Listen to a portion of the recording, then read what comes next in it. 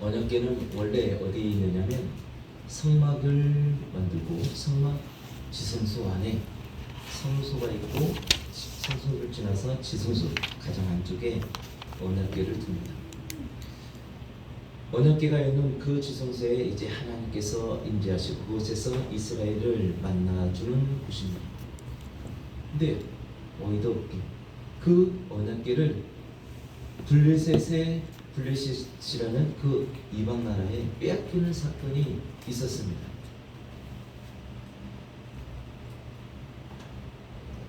이스라엘과 예전에 이스라엘과 블레셋이 이제 전쟁을 이루는 1차 전쟁이라고 해요. 1차 전쟁 때 패배를 하죠.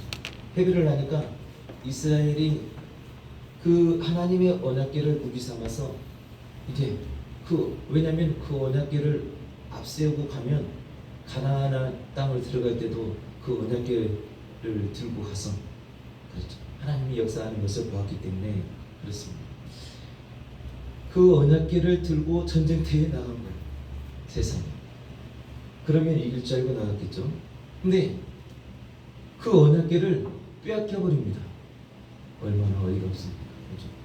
그 빼앗겼다는 소식을 듣고 그때 당시에 엘리가 제사장이었는데 그 빼앗겼다는 그 소식을 듣고 엘리 제사장이 그 앉아있는 의자에서 놀래서 뒤로 자빠져서 목이 부러져 죽어갑니다. 언약궤를 들고 나간 그 엘리 제사장의 아들 홈니와 비누아스가 그 전쟁터에서 죽게 됩니다. 언약궤를 뺏겨버렸어요. 그 언약궤를 이제 블레셋이 그 전리품처럼 전쟁에서 거둬들인 어떤 그 전리품처럼 그 하나님 이스라엘의 신이다 해서 그 언약궤를 자기들의 신 다곤의 그 신전에 거기다가 자기들이 섬기는 그 신 앞에다가 딱 놓았습니다. 근데 다음날 가니까 그 신이 다곤의 신전에 그 신이 엎드러져서 그 언약궤 앞에 엎드러져 있는 것을 보았습니다. 왜 이 신이 엎드러져 있지? 하고는 딱 세워놓고 다음날 가보니까 이제는 목, 팔, 다리가 다 부러져서 몸통만이 덩그러니 남았습니다. 이게 보통 일이 아니구나. 근데 그 아스돗이라는 그 동네, 그것이 다가 아니고 아스돗이라는 동네의 그 도시의 모든 백성들에게 전염병이 돌아서 독한 종기에 그 전염병이 돌아서 수많은 사람들이 죽어갑니다. 그러니까 혹시 이것 때문에 그런가? 이것이 또 부정 탔나? 하고 그 아스돗이라는 동네에서 가드라는 동네 그 동네로 이제 옮깁니다. 옮겨놓으니까 이제는 그 재앙이 가드라는 동네로 옮겨졌어요. 가드라는 동네에 가니까 거기에서도 전염병이 일어나고 사람들이 죽어나가고 막 그럽니다.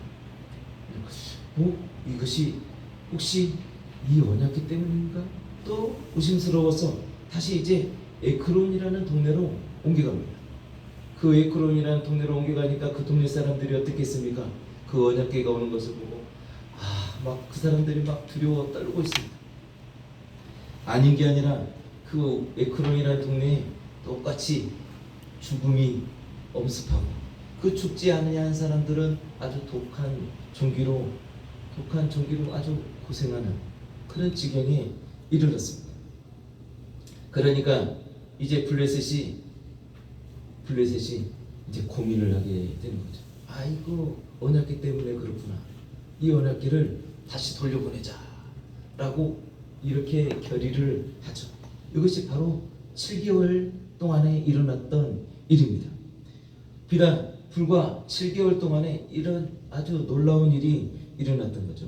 그래서 블레셋이 이제 언약궤를 이스라엘로 보내자라고 이렇게 결정을 하고, 근데 한 가지 시험을 하죠.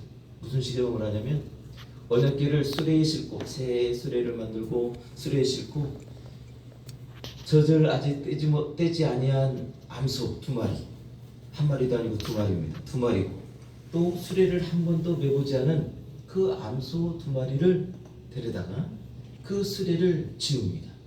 그래서 이들이 생각하기에 그리고 그들의 그 젖먹던 송아지는 집에다 갖다 놓죠. 송아지가 울어대고 어미소가 막 울어대죠. 난리가 납니다. 근데 만약에 우리에게 닥친 이 재앙이 저 언약궤 때문에 그렇다면 저 젖먹이는 저 암소가 뒤도 돌아보지 않고 반드시 저 베세메스로 갈 것이다. 그렇지 않고 돌아본다든가 다시 돌아온다든가 그러면 이것은 우리에게 우연히 일어난 재앙이다 라고 이렇게 생각을 하고 이제 그 소의 암소의 수레를 메어서 보냅니다. 근데 아주 기가 막힌 장면이 일어나죠. 베세메스로 향하는 그 수레가 한 번도 돌아보지 않습니다. 그 송아지 젖된 그 송아지를 향하여 음메음메 울면서도 눈물을 흘리면서도 그 수레를 끄는 그 암소 두 마리 다 뒤를 돌아보지도 않고 그 길을 곧장 가는 것을 볼 수 있습니다. 그들이 아마 깨달았을 거예요. 그들이 도달하는 데까지 블레셋이 이제 사람을 붙여서 거기까지 가는 것을 끝까지 지켜보게 합니다. 이렇게 다시 언약궤는 7개월 만에 이스라엘로 돌아오죠. 돌아오니까 거기에서 그 돌아오는 그 하나님의 언약궤를 보고 그 사람들이 그 동네 사람들이 너무나도 기뻤습니다. 즐거웠습니다. 아니 언약궤가 돌아왔다라고 이렇게 반기고 거기서 하나님께 그 소를 잡아서 하나님께 제사를 드리고 그렇게 했습니다. 베스메스의 사람들이.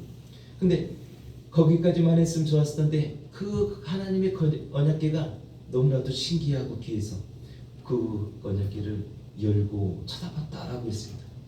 베스메스 사람들이 그것을 쳐다보고 그러니까 어디에는 70명이라고 하고 어디에는 5만 70명이라고 하는데 그것을 쳐다보던 모든 베스메스의 사람들이 그 자리에서 즉사하는 그런 아주 재앙이 그들에게 일어났죠. 그들은 이스라엘 사람들이죠. 그런데도 불구하고 그것을 언약궤를 쳐다본 모든 백성들이 그 자리에서 즉사하는 사건이 일어났습니다. 너무나도 두려웠겠죠. 그래서 그 언약궤를 산에서 혼자 사는 아비나답의 집에 거기다가 두기로 이렇게 결정을 하죠.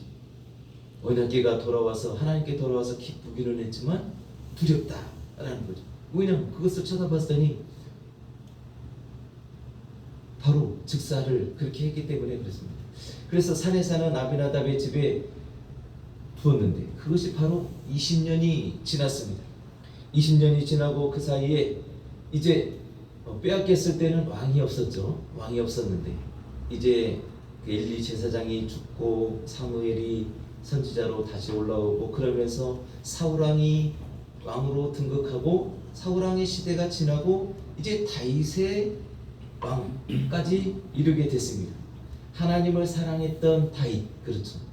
하나님을 사랑했던 다윗, 이 다윗이 하나님의 언약궤를 예루살렘으로 올려야겠다라는 그런 마음, 아주 선하고 귀하고 내 마음을 갖게 됩니다. 그래서 이제 아비나답의 집으로 가서 그 언약궤를 데리고 옵니다. 언약궤를 이제 올리려고 합니다. 그들이 어떻게 하냐? 새 수레를 짜고 그 새 수레에다가 그 언약궤를 실었습니다. 아비나답의 후손인 우사와 또 한 사람 한 사람 같이 둘이 이제 그 수레를 끌고 이제 가는 거예요. 오는 겁니다. 가는데 수레에다 끌고 가는데 아곤의 누구죠? 그 어떤 나답인가? 거기 타작마탁 집에 가는데 갑자기 수레를 끌고 가던 소가 펄쩍펄쩍 뜁니다. 뛰니까 어떻게 돼요? 수레에 실었던 언약궤가 막 위태롭죠. 위태로우니까 우사가 그것이 넘어지지 않게 딱 잡았는데 그 잡는 즉시 우사가 죽어버리는 놀라운 사건이 일어납니다. 아주 두려움에 휩싸였죠. 다윗이 아주 멈췄어요. 그 길을 당장히 멈추고 그 죽게 된 그 사건을 생각하면서 이제 그 법궤를 오베네돔의 그 집에 다시 임시적으로 갖다 놓습니다. 그러고 나서 이제 곰곰이 생각하는 거죠. 가만히 두고 보니까 에베네돔의 집에 두었는데 뭔 일이 일어날까 봤더니 뭔 일이 일어나지 않아요. 그곳을 둔 그 에베에돔의 그 집을 하나님이 축복합니다. 축복하고 그 집이 복을 받는 것을 이제 소식을 듣습니다. 그러면서 다윗이 이제 생각을 하는 거죠. 왜 이 언약궤를 예루살렘으로 올려는 이 여정이 왜 실패를 했을까? 언약궤가 예루살렘으로 돌아오는 것이 하나님의 뜻이 아닌가? 하나님이 기뻐하시는 것이 아닌가? 라는 생각도 했을 것입니다. 그런데 분명 언약궤가 예루살렘에 오는 것은 아주 선한 동기이고 선한 뜻이고 아주 기특한 하나님이 기뻐하실 만한 생각입니다. 근데 문제는 뭐냐? 다윗이 생각하는 것이 율법책을 떠들러 보니까 거기에서 원인이 나오는 겁니다. 하나님의 언약궤는 누가 손을 대서 누가 할 수 있냐? 바로 레위 자손만 그 언약궤를 줄 수 있었습니다. 물론 그 우사가 아비나답의 후손인 우사가 어느 신학자들은 유다 족속이다라고 하는 사람도 있고, 근데 또 어떤 정황상으로 보면 레위 자손이다라고 하는 데도 있습니다. 근데 레위 자손일 가능성이 많다라고 이렇게 생각이 듭니다. 물론 그 땅이 유다 족속들이 거하는 그 지경, 그 땅일 수도 있는데 우리가 알다시피 레위 자손은 모든 족속들의 지파의 그 땅 속에 독자적인 공간이 있었던 것을 우리가 알 수 있습니다. 그래서 그곳에 두지 않았나라는 생각입니다. 그래서 우사가 레위인이 아니었다라는 것이 아니라 문제는 어디에 있었냐? 우사가 그 언약궤를 손댔다라는 것. 민수기 4장 15절에 보면 이 하나님의 성물을 만지지 말라라고 이렇게 했습니다. 또 한 가지는 뭐냐? 이 언약궤는 수레에 실은 것이 아닙니다. 수레에 실는 방법은 누가 썼냐? 블레셋 사람들이 썼죠. 왜냐하면 자기들은 어떻게 할 줄을 몰랐고 이것을 자기가 들고 갈 수도 없고 어찌할 수도 없는 거죠. 그래서 수레를 자기들 나름대로 새 수레를 짜고 그죠? 거기다 실어서 그 암소에게 지워서 보냈던 것인데 이 다윗이 블레셋 사람들이 썼던 그 방법들을 그대로 써서 수레에 싣고 오려고 했던 그런 착오를 범했다라는 거예요. 율법에 보니까 하나님의 언약궤는 메어라라는 거죠. 거기다 채에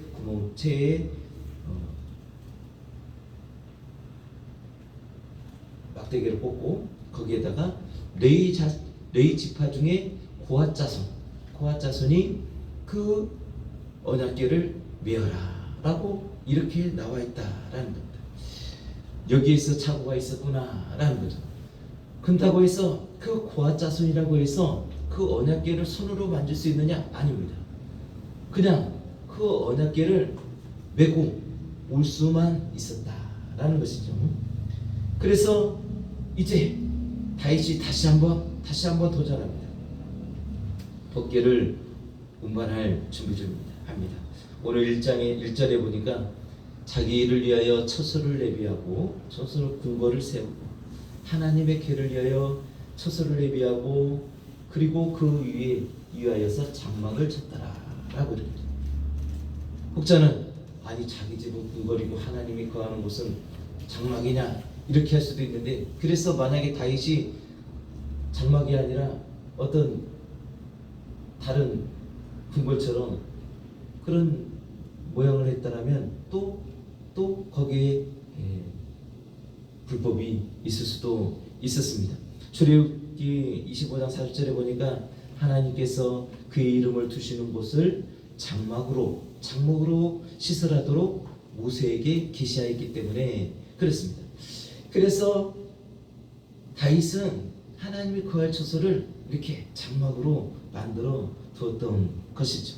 그 다음에 우리가 방금 나눴던 것처럼 레위 사람들을 부르고 레위 사람 외에는 하나님의 궤를 맬 수 없나니 라고 한 것처럼 그 율법대로 레위 사람 그리고 고아 자손, 그 고아 자손을 불렀죠. 그리고 아론 계통의 그 자손들을 통해서 그 율법대로 덮개를 덮고 채를 깨고, 그리고 고아 자손들이 와서 그 채를 메었다라는 거예요. 성물을 만지지 못하는 그 법처럼 그들이 주의하여서 그 성물은, 그 언약궤는 만지지 못하게 하였다라는 거죠.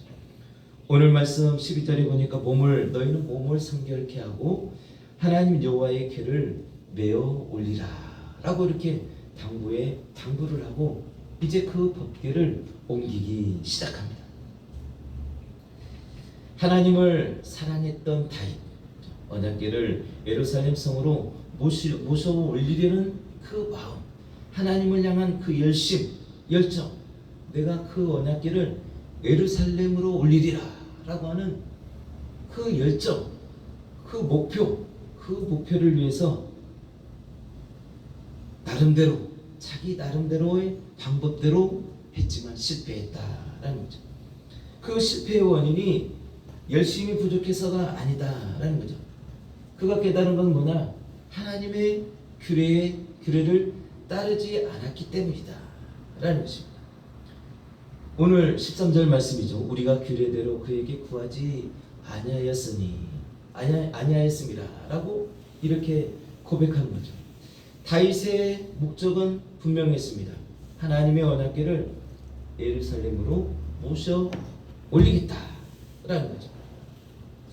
선한 목적이라는 그런 명분이 때론 모든 것을 용납할 수는 없다라는 것. 이것이 하나님의 일이다. 하나님의 일이니까 이렇게 해도 돼. 좀 불법을 해도 돼. 아니다라는 거예요. 하나님은 하나님 방법대로 하기를 원하신다라는 것입니다. 그 열심으로 블레셋 사람들이 했던 그 방법대로 수레에 실어가지고 빨리 오면 되겠다라고 이렇게 생각했지만 그것이 하나님이 기뻐 받으시는 것이 아니었다라는 것입니다.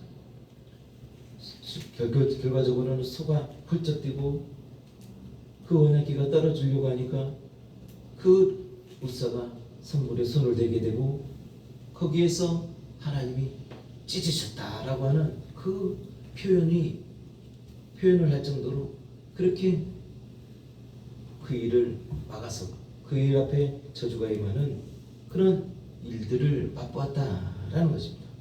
마음만 있으면 되지 내 의도는 선하기 때문에 방법이 뭐가 중요해? 아니다라는 것입니다. 하나님은 이스라엘 백성들을 광야 40년 동안에 그들을 훈련하시면서 이렇게 말씀하십니다. 내 말대로 저희들이 하는가 그렇지 아니하는가 내가 보려 합니다 라고 이렇게 말씀하시는 거죠.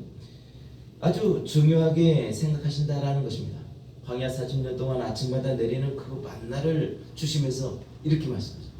닷새 동안에는 하루분만 그날 먹을 것만 나 가져가고 마지막 날 여섯째 날에는 안식일 것까지 이틀분을 챙겨라 라고 하는데, 그 중에는 이스라엘 백성들 중에는 내일 안 나오면 어떻게 해? 내일 이 만나가 없으면 어떻게 해?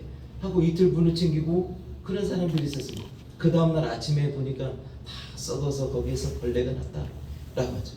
하나님이 아주 기뻐하지 아니하시고 화를 내시는 것을 볼 수 있습니다.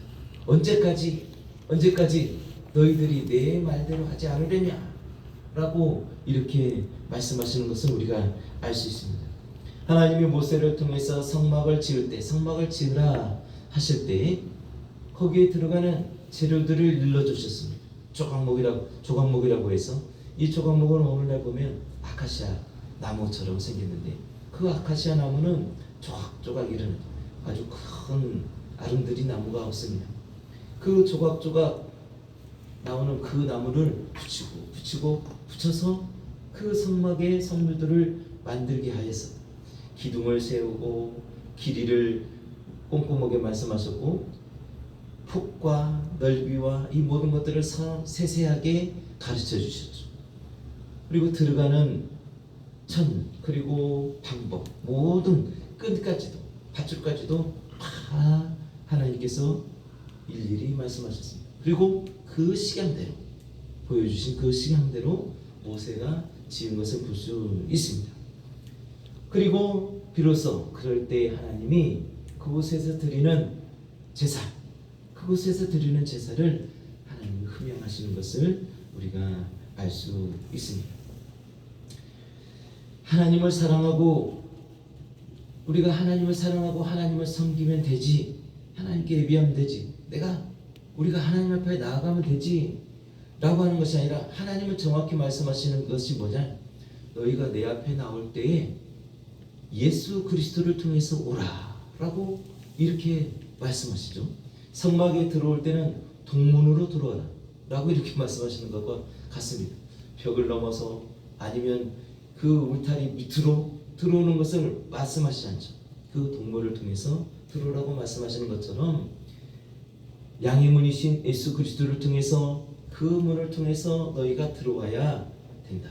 그래야 나를 만날 수 있고 그것이 불법이 아니다 라고 이렇게 말씀하시죠. 예수님도 말씀하십니다. 내가 길이다, 내가 진리다, 내가 생명이다. 나로 말미암지 않고는 아버지께로 갈 자가 없고 뿐만 아니라 강도다. 나를 통하지 아니하면 강도다 라고 이렇게 말씀하시는 거예요. 우리 기독교 역사의 안타까운 과오가 바로 신사참배죠. 신사참배가 바로 그렇습니다. 작은 팀이죠. 그들이 합리합니다. 하나님을 섬기면 됐지, 그렇죠? 내가 죽으면, 우리가 죽으면, 이 교회가 서지 않으면, 온전하게 있지 않으면 어찌 하나님을 섬길 수 있으며 또 앞으로 미래에 이 땅에 이 복음이 있을 수 있겠느냐라는 그런 임의적인 생각 때문에 그들이 그 신사참배를 범하고 말았습니다. WCC도 마찬가지죠. 종교다원주의. 모든 것이 한 곳에서 만난다라고 하는 어리석고 미련한 생각들을 그들이 서슴지 않고 말하고 있습니다. 모든 것들이 거룩하지 못한 그 틈새, 그렇죠? 하나님의 법대로 온전히 행하지 아니한 그 틈새가 틈을 타고 틈을 내고, 그래서 나중에는 결과적으로는 아주 엄청난 차이를 이뤄내고 말한 것이죠. 비행기가 출발할 때 아주 미세한 차이, 0.1도의 그 오차를 가지고 0.1도는 아무것도 아니지 라고 생각하며 출발한다면 미국 LA에 도착할 그 비행기가 아마도 북극에 도착할지도 모릅니다. 이런 과오를 범할 수 있다라는 겁니다. 우리가 오늘 하나님을 사랑하고 하나님을 섬기는 데 있어서 내 생각이, 내 마음이 온전하다 할지라도 그 방법이, 하는 그 여정이 온전치 못하면 하나님 앞에 불법이다라는 것입니다. 저희가 내 이름으로 귀신을 쫓아내며 할지라도 저희는 불법을 행한 자다라고 하나님이 나중에 책망하신다라고 하는 그런 말씀을 우리가 알 수 있습니다. 다윗은 실패 후 생각했습니다. 원인이 뭘까? 내 목적, 내 의도가 잘못된 것일까? 그가 얻은 결론은 뭐냐? 우리가 규례대로 하지 않았기 때문이다 라는 것입니다. 우리 예배가 규례대로 온전히 하나님의 뜻대로 온전히 드려지고 있는가 우리가 돌아봐야 합니다. 예수 그리스도를 통해서 하나님께 나아가고 있는가 라는 것입니다. 하나님 앞에 나와서 예수 이름으로 회개하고 그 예수님의 그 보혈의 공로를 의지하고 그래서 그 예수 이름으로 하나님 앞에 나아가는 이것이 어제 했고 지난주에 했으니까 오늘은 그냥 가도 되냐? 그것이 아니다. 올 때마다 그 예수 그리스도를 통하여서 나아가야 돼요. 그 예수 그리스도를 통해서 들어가며 나가며 꼴을 먹으리라 하나님의 생명을 얻으리라 라고 하신 말씀을 우리가 기억해야 한다라는 것입니다. 아멘. 하나님 앞에 온전히 드리려고 하는 우리의 마음, 온전히 드리려고 하는 그런 마음들이 우리에게 필요합니다. 좀 더 온전히 한 사과를 한 입 베어서 하나님께 드리는 것이 아니라 온전한 사과를 하나님 앞에 온전히 드릴 수 있도록 우리가 예배를 준비함에 있어서 그 모든 것들이 그 마음가짐이 그 방법들이 필요하다라는 것입니다. 하나님께서 우리에게 말씀하시죠. 내가 너희에게 준 복으로 인하여 감사하라. 그리고 또한 뿐만 아니라 주실 복으로 인하여 온전히 즐거워하라 라고 말씀하십니다. 우리가 한 시간 하나님 앞에 나와서 하나님 앞에 예배하는 것, 또 우리가 삶을 살면서 그 시간들 우리가 하나님 앞에 기뻐하고 감사할 이유는 우리에게 주신 복들로 인함입니다. 뿐만 아니라 우리 앞에 있는 그 어떤 일들이 문제이고 답이다 라고 해서 우리가 근심 가운데 있을 것이 아니고 그 일 가운데서도 하나님이 오늘 내게 복을 주신 것처럼 내게 주실 복을 인하여, 그렇죠? 주실 복을 인하여 우리의 소망이 담겨 있고 우리의 믿음이 거기에 필요하죠. 주실 복을 인하여 온전히 즐거워하라 라고 하시는 하나님의 말씀이 우리에게 능력이고 우리의 소망이고 우리에게 기쁨이 되는 것을 우리가 깨달아 아시기를 예수 이름으로 축복합니다. 아멘. 우리가 하나님을 사랑하는 거 중요합니다. 하나님을 기뻐하는 거 중요합니다. 근데 그 과정 속에서 하나님 말씀대로 내가 가고 있는가, 이 부분들이 또 무엇보다도 중요하다라는 것을 우리가 기억하기를 예수 이름으로 축복합니다. 좀 더 선결하고, 좀 더 거룩하고, 좀 더 온전하고, 더 온전해져서 하나님께 나아가는 나와 여러분 되시기를 예수 이름으로 축복합니다. 아멘. 아멘. 이 시간 오늘 말씀 또 생각하면서 하나님 앞에 기도하겠습니다.